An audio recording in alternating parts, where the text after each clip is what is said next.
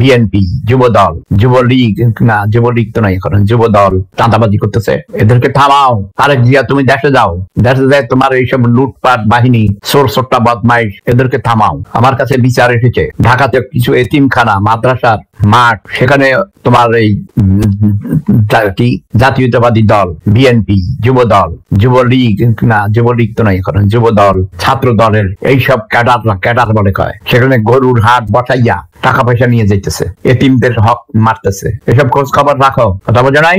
চোর চোরটা লম্পট সব ফকিন্নি গরিব এইসব লুটপাট করে, চুরিদারি করে, চাঁদাবাজি করে। তারপরে এই জাতীয় পার্টির চেয়ারম্যান জিএম কাদের সাহেবের রংপুরের বাড়ি, যেটা এরশাদ সাহেবের মা থাকতেন, ডক্টর ইউনূসের চেহারার মধ্যে কোন নুরানি চেহারা আছে?